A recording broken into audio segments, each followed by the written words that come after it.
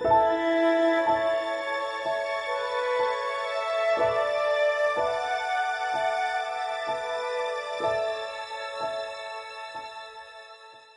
pessoal, tudo bem? Vamos continuar nossa caminhada? Vamos desenvolver mais um tema hoje, fazer mais uma reflexão. Nós vamos continuar falando sobre Jesus Cristo. Vamos mudar um pouco hoje o foco da nossa reflexão, né? Vamos falar um pouco sobre o Jesus Cristo que enfrentava os escribas, os fariseus, né? Como que era a liberdade que ele tinha para falar, né, sobre a lei e a religião da sua época. Então, qual era a liberdade de Jesus diante da lei e da religião naquele tempo em que ele viveu?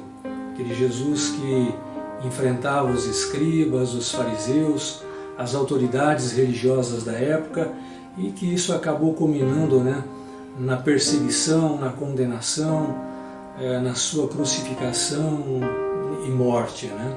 Então vamos, antes da gente iniciar, fazer aquela nossa oração que nós fazemos no início de todos os nossos encontros, invocando o Espírito Santo para que ele nos ilumine o nosso entendimento sobre a Palavra de Deus. Vamos iniciar em nome do Pai, do Filho e do Espírito Santo. Amém. Vinde, Espírito Santo, enchei os corações dos vossos fiéis e acendei neles o fogo do vosso amor. Enviai o vosso Espírito e tudo será criado, e renovareis a face da terra. Ó Deus, que instruístes os corações dos vossos fiéis, fazei que apreciemos retamente todas as coisas, segundo o mesmo Espírito, e gozemos sempre da sua consolação. Por Cristo e Senhor nosso. Amém. Em nome do Pai, do Filho e do Espírito Santo. Amém. Bom, como que era essa liberdade de Jesus Cristo para enfrentar todas as autoridades religiosas da época, né? Para enfrentar eles tanto para falar da lei como da religião. Mas antes da gente iniciar, é bom que a gente entenda um pouquinho sobre o significado, né, o real significado dessas duas palavras, que são fariseus e escribas. Então esses fariseus e escribas, eles eram um grupo dentre os judeus que eram especializados em praticar a lei mosaica, ou seja, a lei Moisés, né, tudo aquilo que foi deixado por Moisés no Antigo Testamento. Então, esse grupo de fariseus, eles eram considerados especialistas no cumprimento da lei. Então, ao longo do tempo, cerca de 200 anos, né, antes de Cristo, quando surgiram esses grupos, eles se julgavam melhor do que todos os demais dentre os judeus, porque eles entendiam que somente esse grupo é que realmente conseguiam praticar à risca, né, as leis. E eles chegaram também a um ponto de criar muitos procedimentos, muitos ritos que eram impossível para o restante da sociedade daquela época cumprirem. Por isso que eles se julgavam melhor, né, do que os outros. É como se fosse uma casta mais elevada. Eles se consideravam mais privilegiados diante de Deus.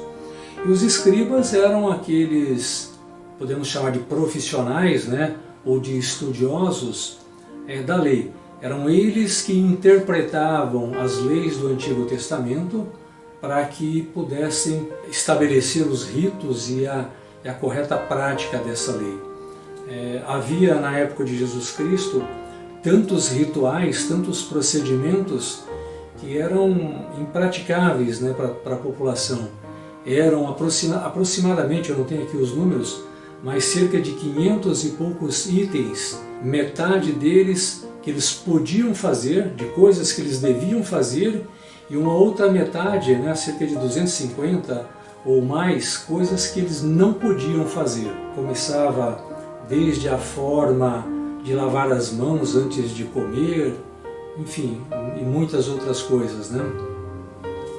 Então eles levavam muito a sério essas práticas e esses rituais.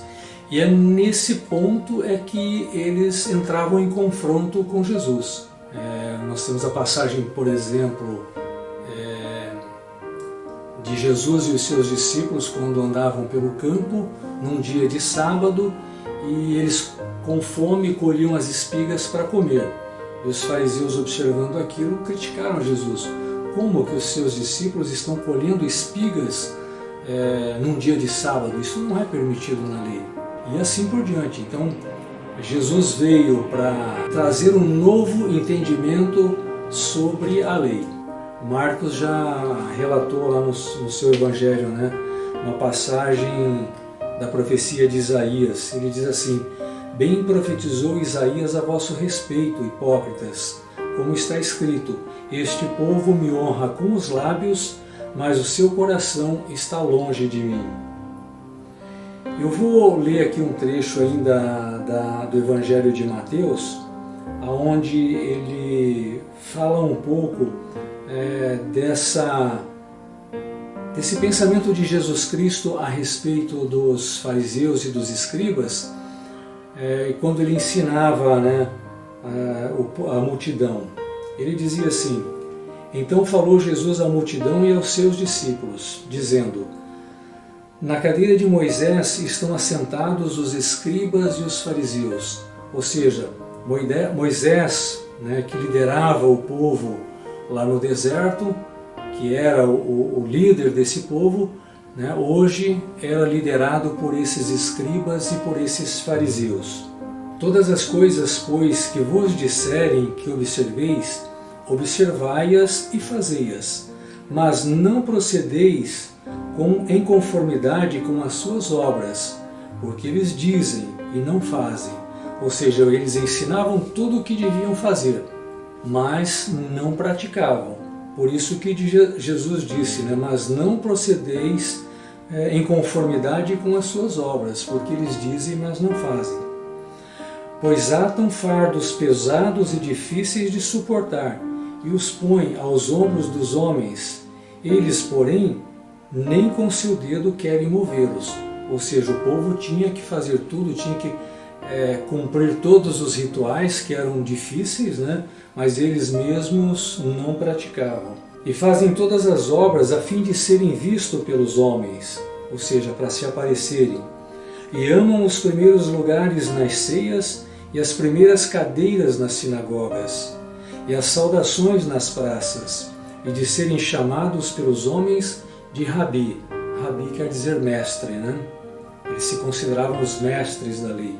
Vós, porém, não queirais ser chamados de Rabi, porque um só é o vosso mestre, a saber, o Cristo, e todos vós sois irmãos.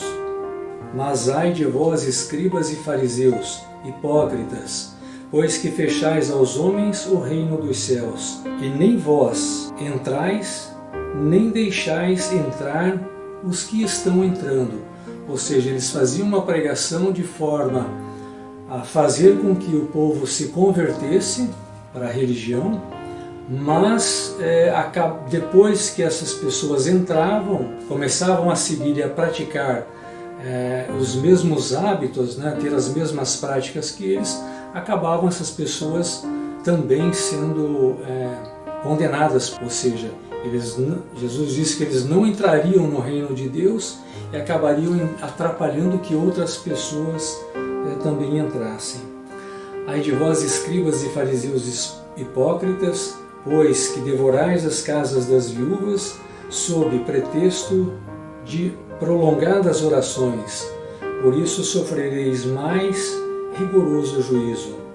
Ai de vós, escribas e fariseus hipócritas, pois que percorreis o mar e a terra para fazer um prosélito, e depois de o terdes feito, o fazeis filhos do inferno 2 vezes mais do que vós. Aquilo que nós comentamos no versículo anterior, né?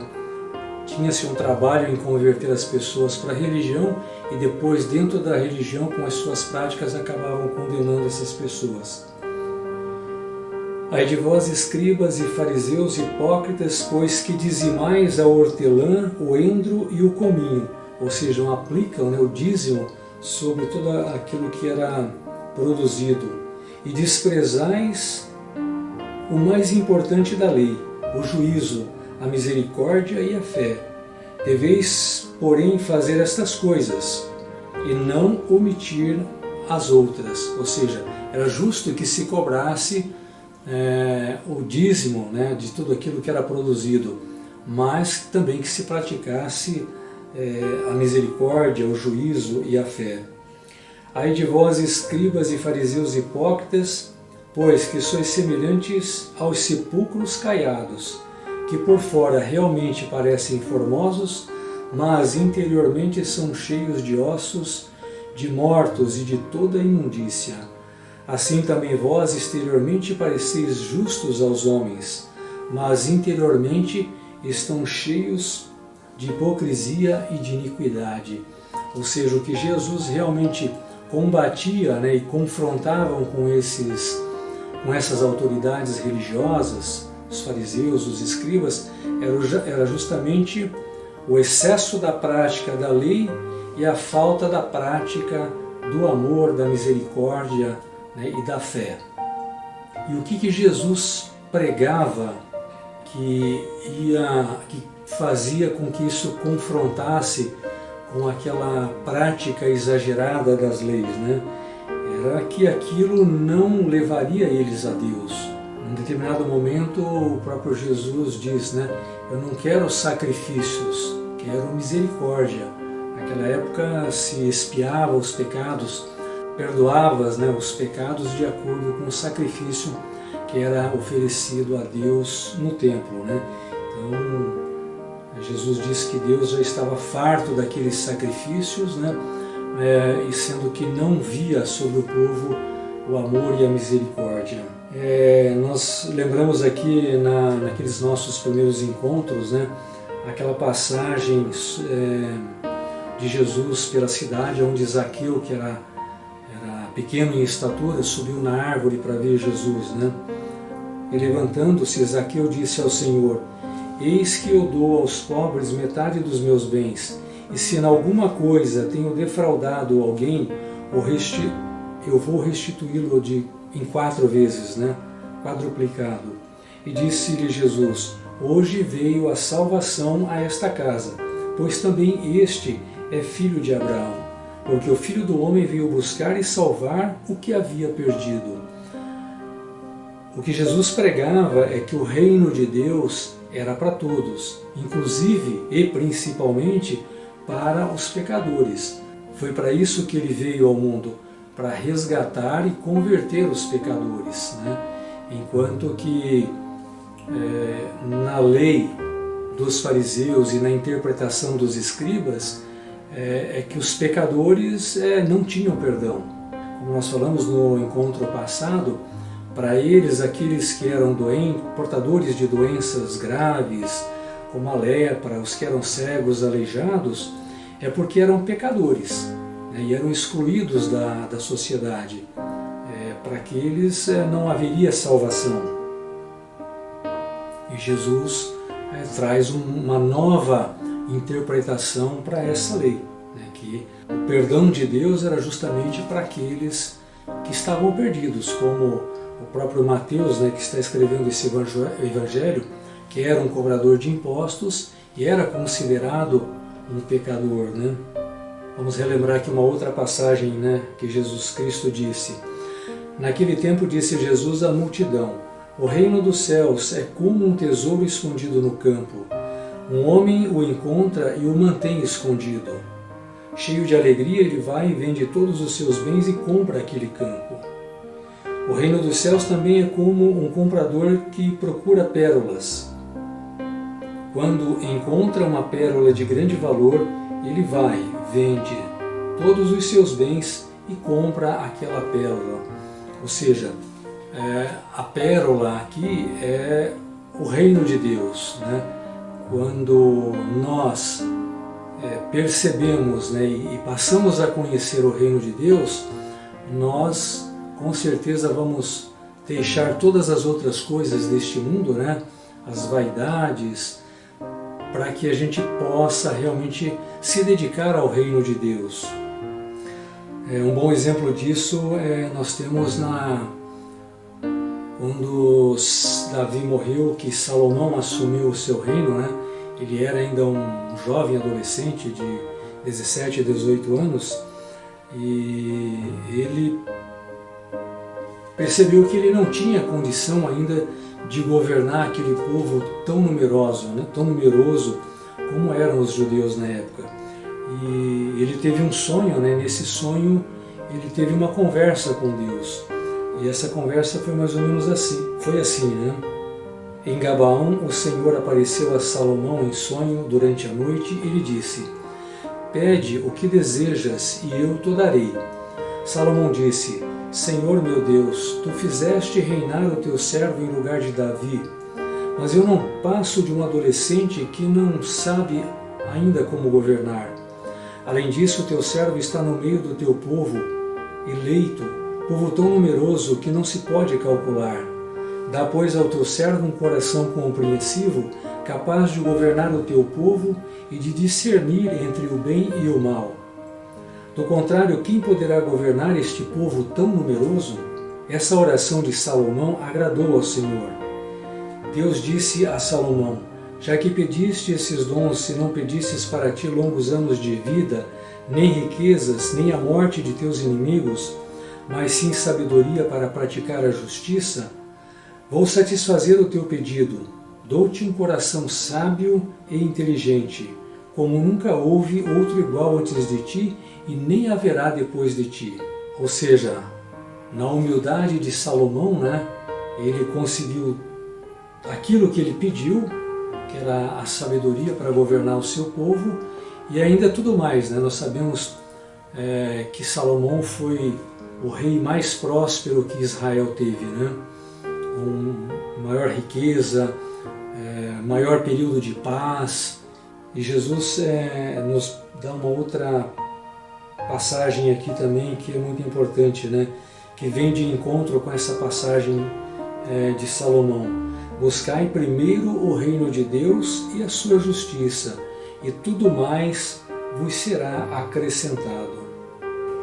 Então, pessoal, essa é a mensagem que eu tinha para deixar para vocês hoje. Lembrando um pouquinho também do nosso último encontro, né? Onde nós falamos sobre a importância do equilíbrio da nossa fé. Na semana passada nós falamos desse equilíbrio no Jesus histórico e no Jesus da nossa fé, onde é importante nós termos a fé em Jesus Cristo, mas termos também um conhecimento da história, do contexto de onde tudo aconteceu e como aconteceu. Assim como na reflexão de hoje, né?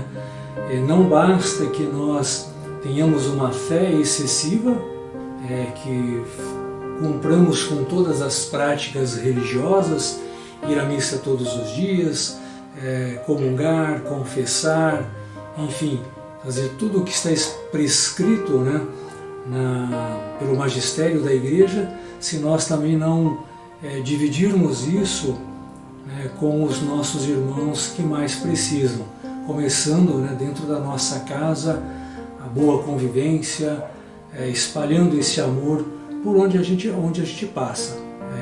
É muito importante, a gente sempre reforça aquilo que Jesus falou: amai-vos uns aos outros como eu vos amei. Então é amando o próximo que nós vamos estar amando a Deus. E amando o próximo é ajudando, principalmente nesses dias de hoje, onde há uma necessidade muito grande, né? Muitas famílias realmente passando necessidades. Então vamos deixar o nosso coração se sensibilizar um pouquinho nesse momento, e aqueles que tiverem condição, procure uma forma de ajudar alguma família, alguma pessoa necessitada. Se você não conhece ninguém no meio onde você vive, a nossa paróquia ela tem muitas famílias cadastradas que precisam dessa ajuda, ok? Mais uma vez, muito obrigado e me coloco à disposição de vocês. Um abraço a todos e até a próxima.